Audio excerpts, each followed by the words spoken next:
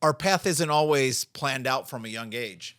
Sometimes it takes a young man lacing up his cleats for the first time at age 16, and that turns into an opportunity that he gets to live out a dream as a collegiate athlete, opening endless avenues and adventures for him to finally reach the podium. Sometimes you don't find your path, and it finds you. My conversation today is with a phenomenal young man raised by an attorney and a pastor and recently appointed as bishop. This young man uses knowledge and competitiveness in sports to excel as a collegiate athlete and eventually springboard himself into a dream career with ESPN. Welcome to At the Podium.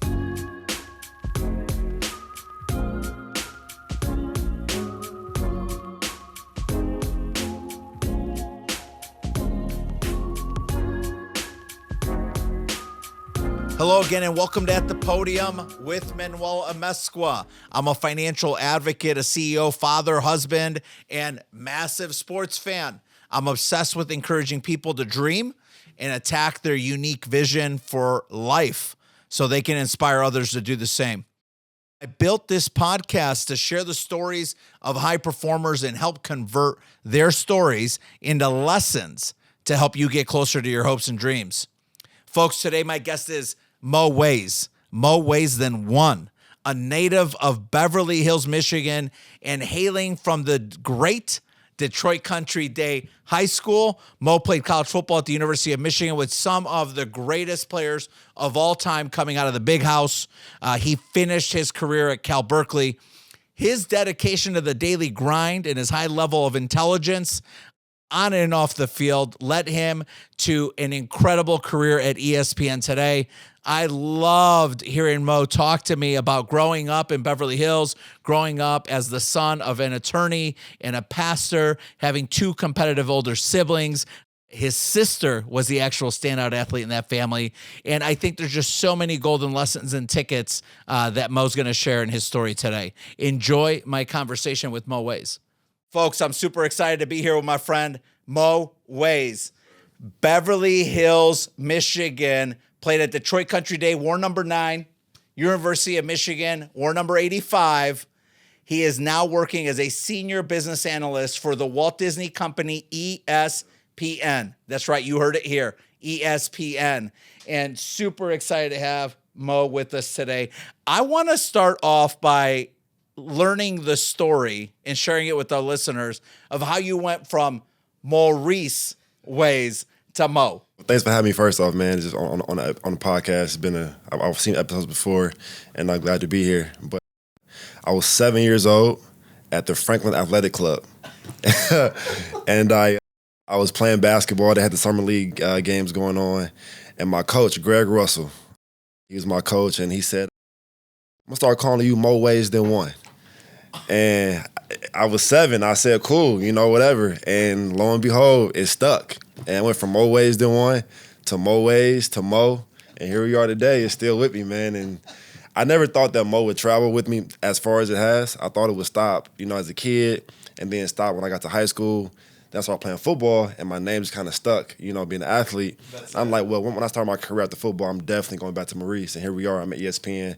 My actual email is Moe Ways at ESPN. So that's my name, man. It's here to stay. It's here to stay. Oh, that's awesome.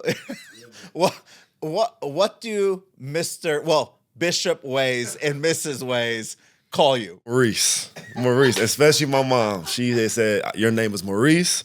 That's what I'm calling you. That's who you are. Everyone else calls you Moe, but to me and you're Maurice or baby boy or her favorite. Don't tell my siblings or her favorite. Yeah. But yeah, now I'm Maurice at home with my family, man. So I love the best of both worlds. I've said it to you because I'm just not one of these people to hold back the things I think and feel about someone else. I've said it to you. I'm like, man, I'm so impressed with every interaction we've had in the last couple of months. You shared a little bit about your family as you came in, things I didn't know before, but Share with our listeners a little bit about your childhood growing up in Michigan. Your brother, you're a family of powerhouse athletes. Your older brother goes to Brother Rice. You choose Detroit Country Day. Walk us through the story of your childhood. Oh, my sister actually, she went to Country Day as well, and she played varsity basketball all 4 years. She was the real athlete, obviously. She was the real one. She has 3 state titles. They lost their senior year to Flint Powers. And so I grew up at Country Day, honestly. So I was the first ball boy. Coach O, that's my guy, right? Wow. And so I was in the locker room. I was a ball boy. I was the towel boy, giving them water, the whole nine. So Country Day was like home for me as a young one, as a kid. Yeah. And so I've always wanted to be a part of that community. And when it was time for me to choose a high school, I was like either Brother Rice, Country Day, Southfield Christian. I was there for middle school. Oh. And it was something about Country Day's tradition of excellence with sports and academics. And at the time, you had Ray McCallum there, and Chris Fowler, and Benny, and Kenny Knight, and Amir Williams. The list went on and on of all these great Division I football and basketball players, man. I wanted to be a part of that culture. And I went to Country Day instead of Brother Rice, and I think I made the right choice. When we first moved to Michigan as a family from Chicago, I remember touring Country Day a year into our life in Michigan. And I'm like, man, I hope my children go here someday. Country Day changed my life for the better. I have about 12 to 13 legit, like, family friends, like friends who became family. Yeah. I met 8 of them at Country Day. So my family, like friends turned family. Yeah. I met them at Country Day. Coach Mack, Mrs. Keeler, Mrs. Winkley, not to name call, but it's so many people in that community.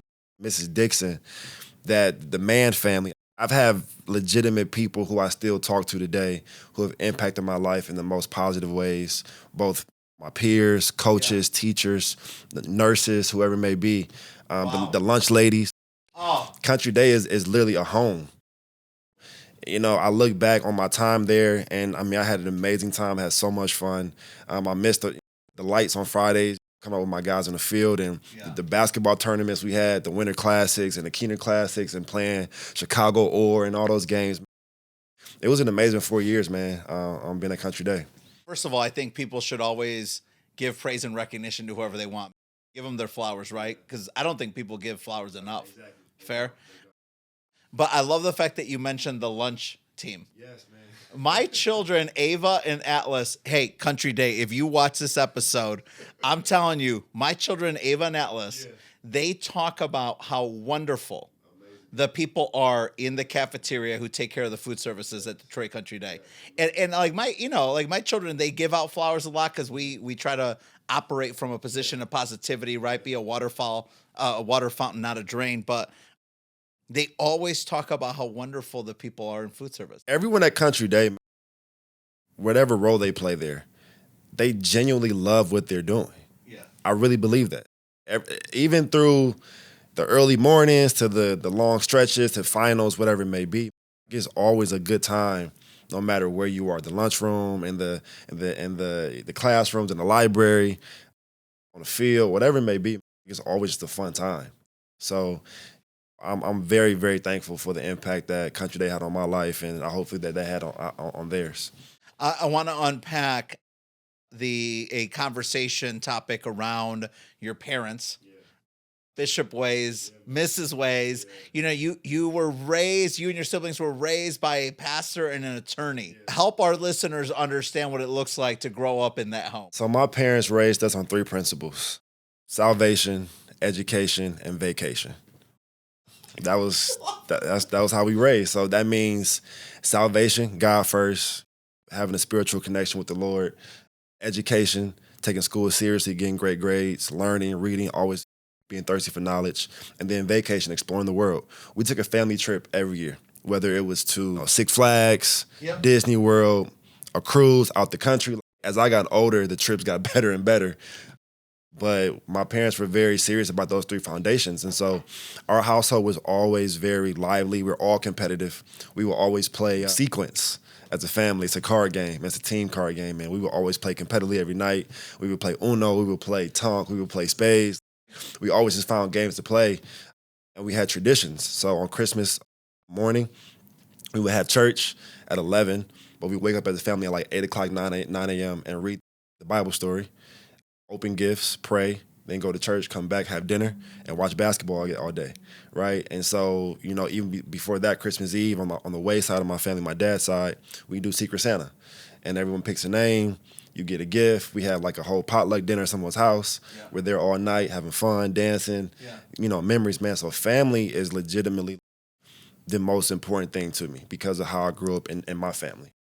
And my parents, they mean so much to me because they both have raised me to be the man I am today. My dad is like, he's the example guy. Like, he's gonna follow me. I'm gonna teach you how to do it through my actions, through my example. And my mom, she's more verbal. Let's talk about it. How do you feel? What's going on? What's the strategy? So having those two examples, having those two processes to see it and hear it, it makes the line a little bit straighter for us to follow. I'm happy for my dad. He just a newly became a bishop. My mom, she's a lawyer. She's helping my dad out, traveling with him. So it's just amazing to see my parents being loved on from so many people around the country.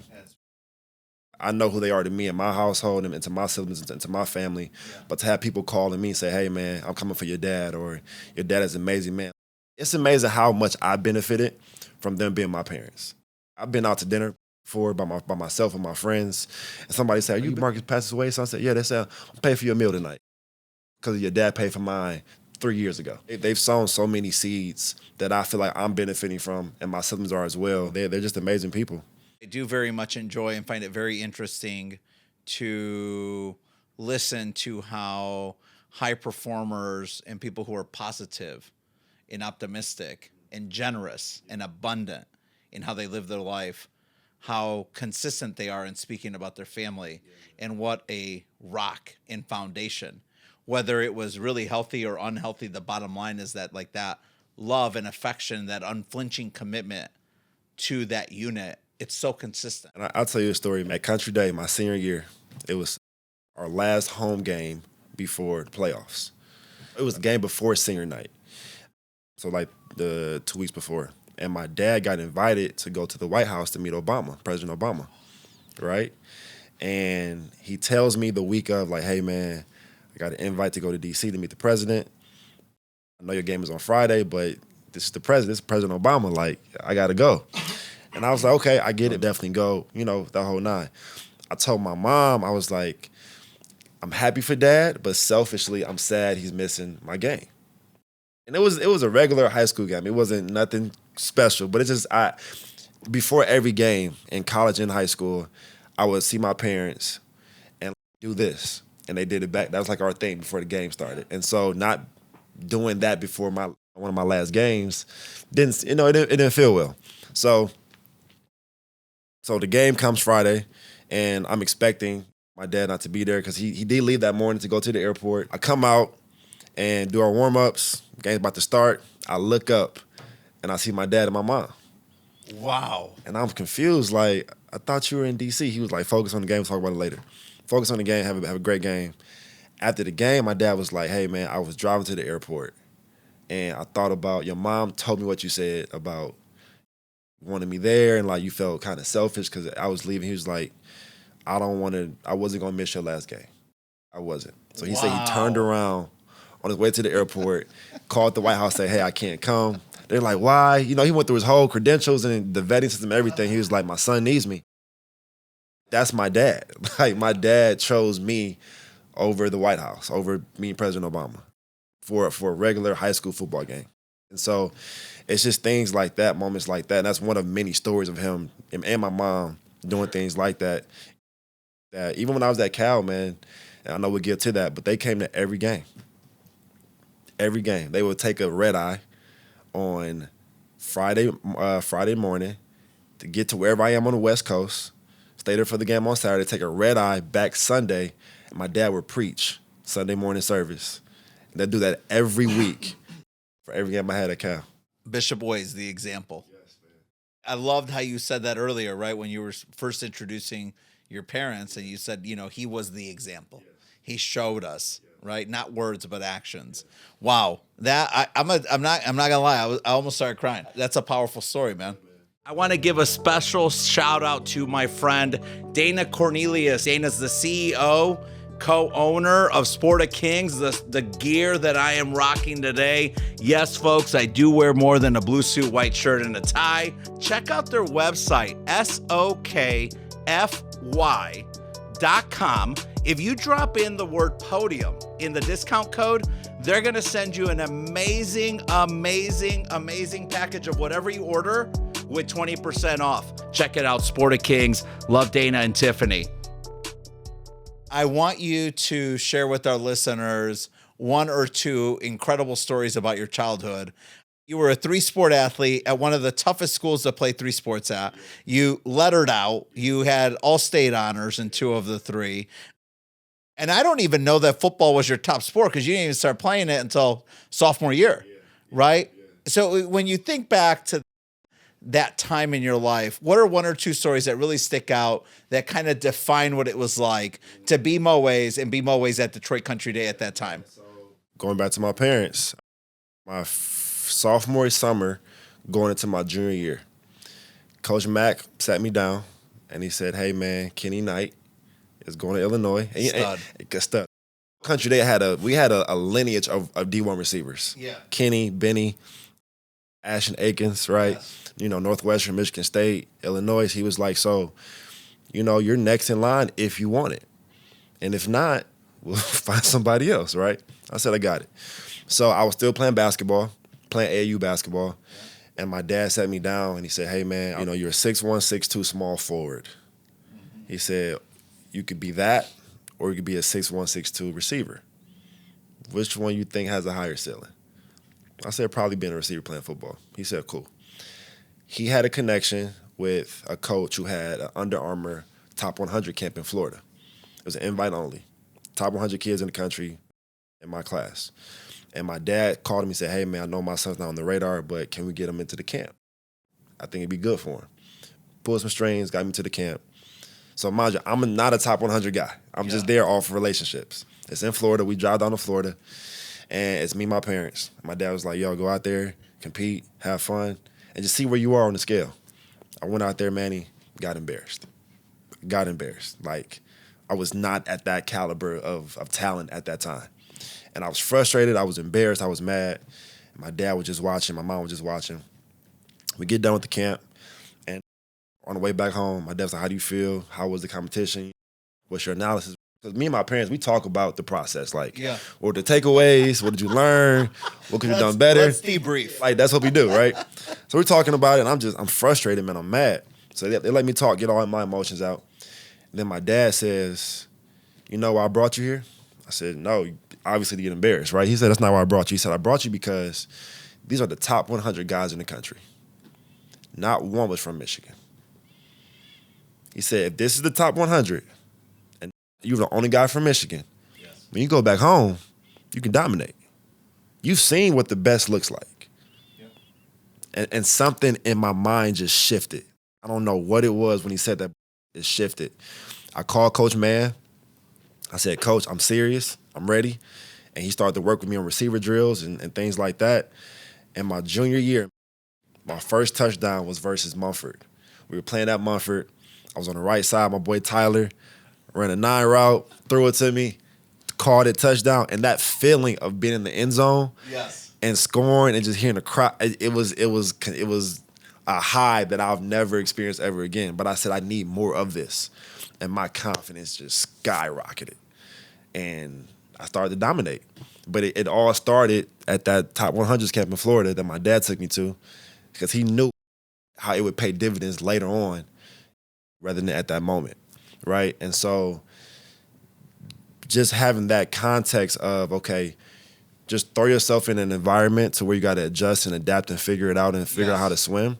So now once you do that, you now know, okay, what it takes. And it's on you to make a choice whether you want it or not. And I wanted it bad. And I went and took it. I heard a number of golden nuggets in that conversation, right? I mean, you were literally dropping golden dimes right there. One, I heard about the power of belief and advocacy. Your father believed in you. He served as an incredibly powerful advocate for you in that moment to get you access to something you probably hadn't earned yet. Number two, I heard about the power of access and knowing the right people, right? How often are we just spinning our tires in mud because we're calling the wrong people, asking for the wrong thing, right? And typically the wrong way, right? Your father knew how to be a man of influence as your advocate and who to call and how to ask for it and made it happen, right?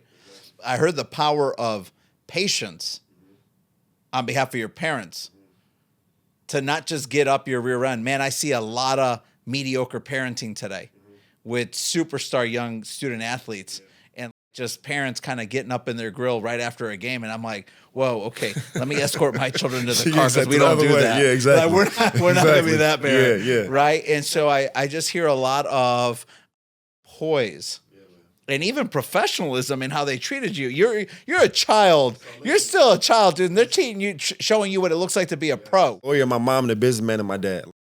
Back to my childhood, we had conversations. Like, it wasn't like you're in trouble, I'm yelling. There was no yelling. There was no screaming. There was no cussing. It was, why did you do what you did? Why did you lie? Why did you? Yes. When I was a kid, man, I was in kindergarten. This is hilarious stories. I was in kindergarten, and we had to wear uniform at Southfield Christian, and I hated the uniform. I hated it. It was a powder blue shirt, and I hated it. I hated it. I don't know why. I hated this shirt. He's against the fashion. We're in school. We're doing arts and crafts, right? We're cutting stuff, whatever. I take the scissors and I cut my shirt. I cut a hole in my shirt, and I'm like, because in my mind, if I cut my shirt, I can't wear the shirt, obviously, right? Cut the shirt. This girl sitting next to me, she tells on me.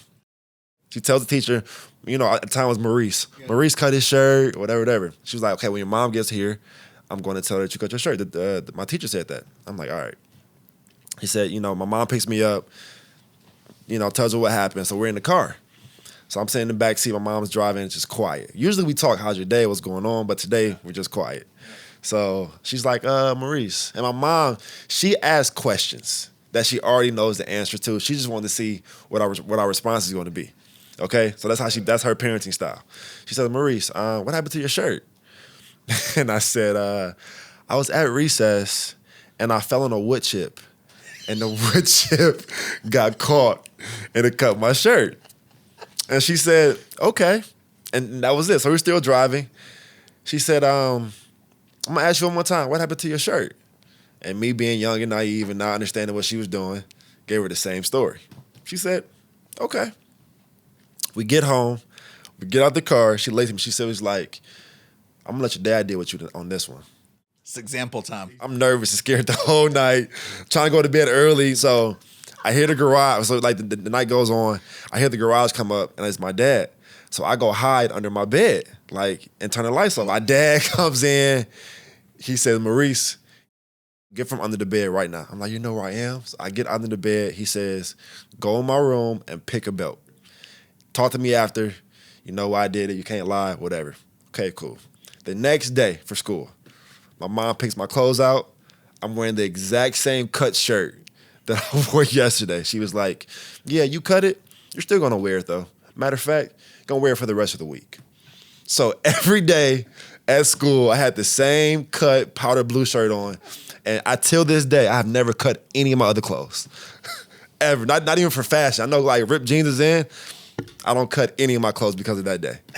But that's a prime example. It's just my parents, by example, right? Yes. And just talking about it. And I learned not to lie. And, I learned to just be communicative and talk about what happened and be honest and things like that. But it's just those principles, those lessons that are still with me today that I still remember that has really shaped me to who I am, man. So I know my parents, as you can tell, they are the number one influence on my life, the reason why I am who I am. Love it. They're my why. You know what I'm saying? So I'm very, very blessed and thankful for them. Let's try to close up the chapter at Detroit Country Day. When you look back at your time there, what's the achievement that has been the most meaningful to you as you reflect back on that time? 3-sport athlete, DCDS was having a ton of success in those days in anything that they competed in. You played with some of the greats in all sports, and you were a standout track athlete. On accident. Didn't know what I was doing. What is one of the most meaningful achievements that you really enjoy reflecting back on today? Number one was winning a state title in basketball. My junior year, we beat Lansing Sexton. We beat Detroit Community, but we beat Lansing Sexton before.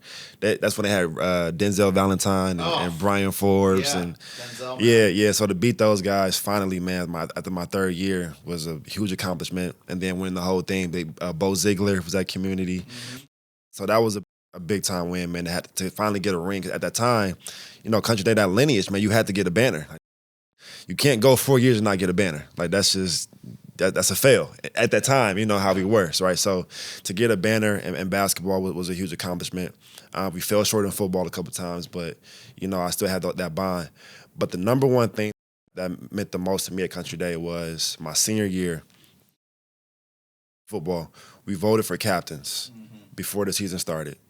And I wasn't voted a captain, but it didn't stop me from still leading. And we ended up losing our first 3 or 4 games. And if we had lost one more game, we were no longer going to be playoff eligible. This is my senior year. We had a team meeting, brought the guys together, team only, no coaches. And everybody talked, expressed their feelings, what's going on, things like that. 'Cause we were very talented, but cocky. We thought our talent would be enough. We didn't think we had to be mentally tough and come together, team, the whole nine. We had a meeting. And I said, listen, fellas, I asked them one question. I said, do you believe in the resurrection? That was my question. And they said, we believe. And my point was, people think we're out, we're dead, we're gone, the season's over. But do we believe that? Right? I said, do you believe in the resurrection? We went and won the rest of our games, end up losing in the semifinals up in Flushing on a very controversial call, but it is what it is. But at our team banquet that night, Coach Mack created an award called the We Not Me Award that he created, and I was the first recipient. Wow. And that award was just saying, like, who was the most selfless guy, selfless team player on our team that put himself second and the team first. And he created the award because of what I did that year. Yeah. And I think week 6 or 7, he made me a captain because he saw my leadership throughout that year. Wow. Right? And so I'm not sure they still do their award today or not, but for him to create their award, the We Not Me Award, to make me a captain, and for us to go as far as we did, how we started, I'm most proud about that, man. Because that taught me how to lead without being the leader. And although I was one of the best, talented guys on the team, sometimes the most talented guys aren't the most vocal or not the best leaders, right? I want to be both, right? And so that was an honor, man. It's something different when your coaches and the players get behind you. That's a different honor when you have other men who make a choice to follow you, right? And so, yeah, man, I'm very, very proud of that. That's really close to my heart, man, of just how my senior season ended and how, based on how it started. It was a beautiful journey. Share with our listeners. I mean, there's so much hype. I mean, you were a celebrity in the area at that time. I mean, you were. I've asked people. So I'm like, look, I've walked that Hall of Honor at Detroit Country Day in 3 years, probably 2 billion times. So I know you were. Share with our listeners a little bit about what the journey looked like from Detroit Country Day to the University of Michigan. It was a journey. It was a reality check, man, my freshman year. Everyone's the best player on a college team. That's just what it is. Like, it's Michigan, right? And so I had to get used to the intensity and get used to the competitiveness and get used to the level of excellence at that level of ball. And so I had to transition from being the guy in high school to now being at the bottom of the roster, had to work my way up to be the guy again in college. But I had a great core of receivers that took me under their wing my freshman year. Amar Darbo, J.U. Chesson, Devin Funches, and even guys on the team, Frank Clark, Devin Gardner. Like, those guys, like, in their own way, took me in and kind of taught me the way, how to be a professional, how to be a top athlete, how to take care of your body, how to practice like it's a game, how to carry myself on campus, right? And then you sprinkle in a guy named Greg Harden, who I met my freshman year. And, that's when the maturation started, going from a boy to a man. My 4 years at Michigan. Talk about Coach Harden a little bit. I enjoyed you bringing him up earlier. Yeah, man. That's my guy, G. Man, so Greg, he was like the associate AD at Michigan. He's like a counselor, though. And he worked with all the athletes in every sport. And not like a therapist, but somebody you can just kind of talk to and trust and kind of confide in. And he worked with Desmond Howard, with Tom Brady, Chris Webber. Any great Michigan athlete that went through Michigan, they know Greg Harden. We did our freshman orientation with the football team my freshman year, and he just got my attention. He goes from laughing to being serious to talking loud, talking soft. He just gets your attention the minute he walks in the room. He's just a cool cat, man. And I said, hey, man, I want to learn more from you. I don't know much about you, but you got my attention. I love what you were talking about. I want to learn more. And he looked at me. He said, I'll see you tomorrow, young man. And from that, I'll see you tomorrow, young man, that was the beginning of our relationship building. And I would see him 3 or 4 times a month, just to say, to vent, to talk, just to say hello. Like it went from very formal to like scheduling an appointment and things like that with his assistant Bar, which I love to death, to very informal. To hey, I'm just here, G. I'm just showing up, right? He's like a second father to me, and he's really dear to my heart, man. We talk till this day, just checking in, seeing how he's doing. He got a book coming out soon in August. But Greg has been he is the most influential man in my life at Michigan. Him and Derek Walker.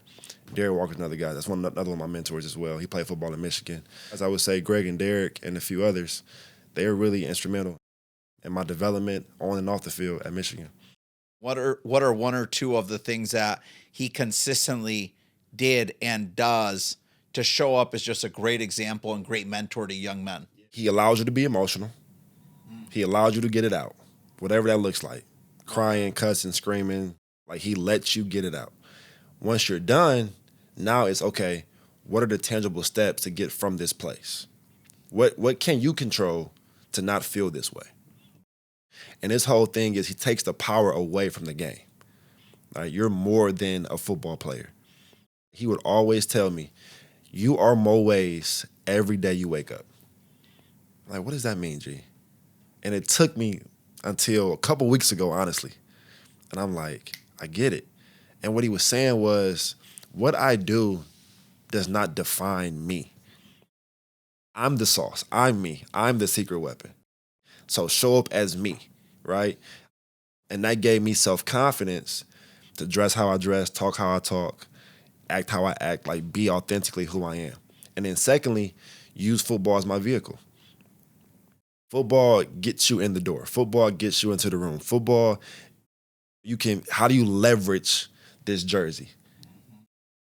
And I learned that from G, right? And he, how to control you control the controllables and give 100% of the time. How to stay sane in the insane world, and don't be tripping, dipping, and slipping. Like, Greg has all his Greg isms, man. I have so many that I tell myself throughout the week, man, because he's imparted it in me, like he's drilled it in me, man. And he lived a life to where he's made enough mistakes to where he can help you not make the same ones. He can see it before it happens. I see the road you're going down. Yes. And trust me, yes, I know what's on the other side. You don't want that. So I did this. If you don't want to go experience what I experienced, do this, do the opposite. Yes. And he's like, if guys listen, they listen. They don't. But you can't say I didn't tell you. And so he holds you accountable to do what you said you want to do. And you can't blame anybody else but yourself. Like, it's not always the coach's fault. It's not always the person in front of you. Yeah. You played a part in whatever your reality is right now. I love those Harden-isms. Yeah. Don't be tripping, dipping, and slipping. Don't be tripping, dipping, and slipping. Unpack that one really quick. So that's just like, if you're not doing what you're supposed to be doing and it's bad consequences because of your actions, you tripping, you dipping, and slipping. Yeah, I'm going to use that again. Jill, I'm using that. Don't be tripping, dipping, and slipping. Culture in the locker room, then. Man, I miss it so much. You played with some of the best. I did, man. I'm 45. I've watched a lot of college football in 35 years. You play with some great teammates. Jabril Peppers, Oh. Jake Butt, Jordan Lewis, Amara Darbo, Frank Clark, Vert Hill, Delano Hill, Ryan Glasgow, Joe Bowden. Oh, man. Like so many guys. Give our listeners 3 to 4 adjectives of how you would describe the locker room. Man, fun, hilarious, safe, authentic. Safe. Unpack that one. What happens in the locker room stays in the locker room. Conversations, actions, disagreements, whatever it may be. You don't have to worry about your things going missing, people telling on you, what you saying, getting out to the press. It's a safe space for only the guys that belong in here. And I miss that so much, man. You've talked to me before about people who reach down to help elevate you and mature you during your time at Michigan. As you were heading into your junior, senior season, your playing time increased dramatically. Talk to me about who did you reach back to pull up? Cole Crawford, Eddie McDoom, Ryan Cole. What did you see in young men like that consistently that made you say, look, if I'm going to invest time, effort, love, emotional intelligence in these young men the way they did it for me, what were you looking for in them to say, this is a good use of my mind, my heart, and my soul right now? Because they had the talent, but they were trying to figure out how to use it correctly. At the collegiate level, it's not always about running fast, jumping high, catching balls, making plays. It's about the mental piece. It's about if you're supposed to be 2 inches from the hash, is that that's your alignment? Are you doing that? Be 2 inches from You the should be hash. 2 inches. Don't be 3. Yeah. Don't be 1, because those 2 inches are affecting someone else's route. If you're supposed to run a 5-yard out, don't run a 3-yard out if you want to get the first down. Or don't run a 2-yard out. And it was those things they weren't comprehending. Because in high school, you can run a 2-yard out and it'd be fine. You can be 1 inch and it'd be fine. But in college, everything, even in college and NFL, everything matters. The alignment matters. The depth matters. The release inside or outside matters. How you position to catch the ball over the shoulder or go and get it. Like all those things are the difference between a win and a loss, or a play and a misplay. And they just didn't. It took them time to understand that aspect of the game, but they had the skills. Mo, when you think back to your time at Michigan, what is the most memorable moment that, looking back, just really gives you satisfaction about your time invested there? Man, I think it was me speaking at Ross School of Business. I spoke at Ross, myself, Braylon Edwards, Ray Jackson, and Jimmy King. Yeah. We all spoke about the reality of being a black male athlete at a predominantly white institution and kind of what that stigma is for us on campus in different generations in the 90s, 2000s, and then, like when I was there, 2020s. Or, and that was an amazing experience, man, 'cause it was the same reality almost. Sure. But it just looked differently based on the times, right? Social media involved and things you kind of got away with back in the day that you can't now because everyone has a camera and a phone. But right. The stigma was kind of still the same, though, about, you only here because you play ball, or if you didn't play ball, you're probably not be in college, or whatever it may be, man, just because we're tall and kind of stand out on campus, right? Yeah. That was an amazing experience for me, though, once again, stepping off the field, being myself, and being in a setting to where I'm able to kind of give my perspective and give my experience on campus, man. It was a great turnout. What's the most significant thing that you took away from your time at Michigan? The big house, man. Like, playing in front of 110,000 people. And ironically enough, like, it's not nerve-wracking. Your first time out the tunnel, hit that banner, I mean, yeah, heart's beating fast, but, you can't, all the emotions, hands are sweaty, a whole nine.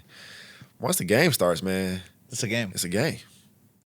And every point after that, it's a game, right? And so it's not as nerve-wracking as people might think. A lot of people, yeah, national television, yeah. At the end of the day, man, it's me versus you.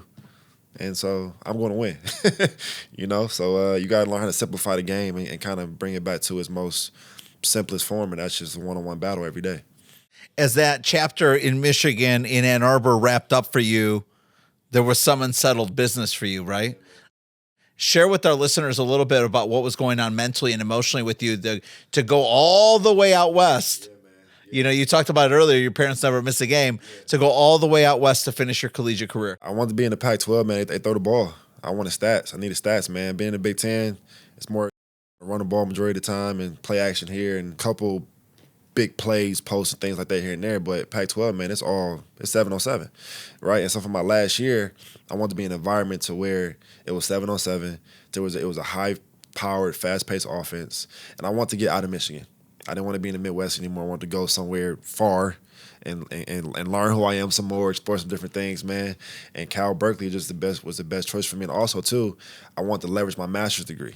So I wanted a top master's program to go along with, Country Day and with Michigan and kind of continue that excellence of academics. And Cal just was able to check off every box I wanted at the time. Was there any opposition in the Ways household about that decision at that time? Kinda, I would say. Okay. It was like, am I making a football decision or am I making a life decision? Oh.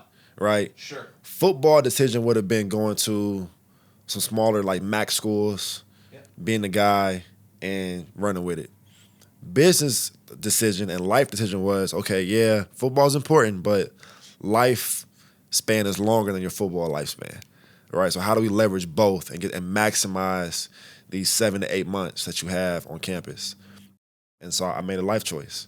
And so Cal was the better life choice for me, academically and athletically, that has really paid dividends so many years after I've been playing. Transitioning to life after football. Yeah. Share with our listeners a little bit about what you're up to today. I'm at ESPN, working in revenue yield management. So ad sales is our main revenue driver. I'm doing like financial strategy and analytics around NFL properties, Major League Baseball, ESPY awards, college basketball, a few others. So it's amazing to see how the machine runs and kind of, growing up, watching ESPN every morning. Yeah. To actually be in the building and know what those talks are like and meet those people who are behind the scenes. It's definitely a blessing, a dream come true, man. That's wonderful. What do you like best about New York? It's fun. There's always something to do. Like the rooftops, the different networking events, the different musicals or plays or poetry nights or it's just walks in the park. Just a beautiful place. Just find something to do and kind of expose yourself to different ways of life. It's so eclectic. And the people that live there, how they dress, how they talk, with the food they eat, where they're from. It's never a dull moment in the city. If our office was full of 100 young, aspiring student athletes, what would the message from Moe Ways be to them? Leverage your position right now. Being an athlete at a major university, everybody wants a piece of you. Leverage that to prolong your career after football. Meet Manny, or ask you who I should talk to meet. Get internships in a creative way. You may not have a time for a month, but can I do a week? Can I do a couple days? You read a lot of books to figure out what you want to do after football, because that last play, I guarantee you have no say in it. Yeah. You have no say in that last play. When it happens, it's there, and now you got to pivot. So if you could be as prepared as possible when that last play happens, the transition won't be as tough. It's going to be tough. It is going to be tough, but it won't be as tough if you've done some prep work before you get there. You're not on the field anymore, but you're around football a ton. Yeah. What is the Moe Ways of today doing to give back to the sport, to give back to the fanaticism, to give back to the hundreds of lessons and gifts that playing football gives young men today? 2 weeks ago, I went back to Michigan. I was invited back to talk at our networking event, our team networking event. And I talked in front of the team, and I asked them, what kind of man do you want to be?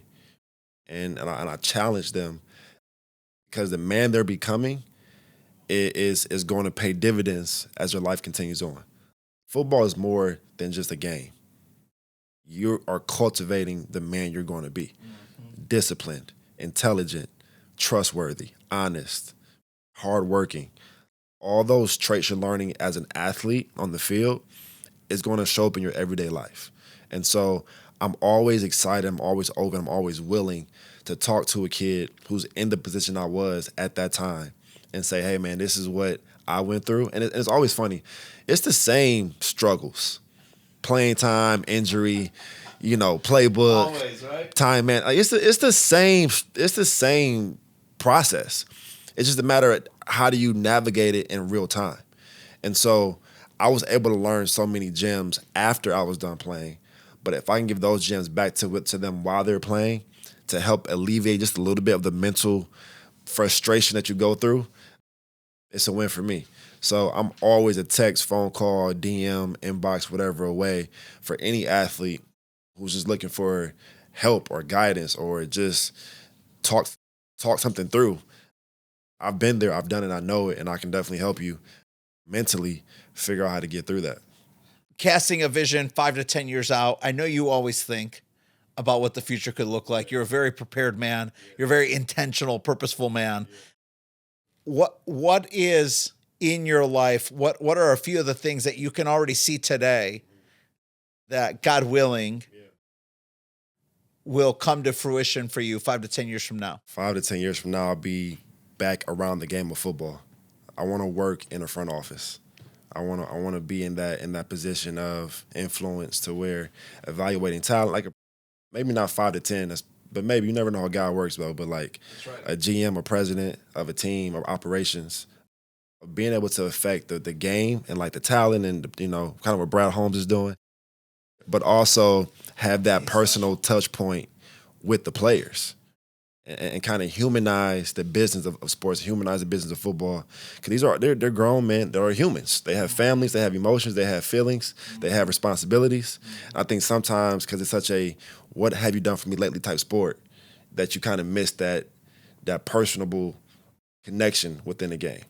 So if I can find a way to get back around the game and get back in the building and contribute on the business side, also be involved with the football day-to-days and kind of be around that process as well, that would be a dream come true for me. Of the time that you've been at ESPN, I've got to think that there's something really unique that you've experienced or witnessed that you're like, man, this even blew my hair back. Yeah. Anything that you can share?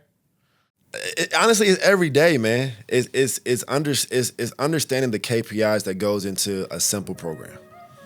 Like, how do we gauge success through a Monday Night Football game, right? I mean, for us as fans, we just watch it. It's a good game. Right. Cool. We go to bed. Yeah, I got wings? You know what I'm saying? Where right. Did my team win? Did I hit my parlay? How's my fantasy looking? Like, that's it. On the back end, there's so many revenue projections and KPIs and deliverables and quotas that have to be met. That's right. To continue to keep the business healthy. Right, so being a part of those talks every single day and kind of being privy to information that like no one's privy to yet, or that we had before the public sees it, or even reading in front office sports and seeing stats that I pulled, to give to the team for the media, like it's really cool to see that. I love that. Look, really enjoyed our conversation today. It was a blessing to have you fly in. Massive congrats to your entire family, especially your father as he's honored tonight. Folks, you heard it here. Incredible conversation with Moe Ways, hailing out of Beverly Hills, Michigan, stand out at Detroit Country Day. Again, I think he could have been a track athlete long term. I'm not sure how he went football, but love it. Went and played at Michigan with some of the best to ever have played at the Big House, and now at ESPN, providing us, I still think, the best channel on TV. The best channel and viewing experience on TV. Mo, it was a blessing to have you, man. And thanks for the jersey, 85. Yes, sir. Thanks for having me, man. Appreciate you. Thank you. Yes, sir. Thank you. All right. Thanks so much for listening, and thanks to my guest, Moe Ways. Connect with Mo on Instagram at Moe, M-O-E, Ways, W-A-Y-S. If you like what you heard today, please be sure to follow, rate, and review at the Podium on Apple, Spotify, or wherever you get your podcasts.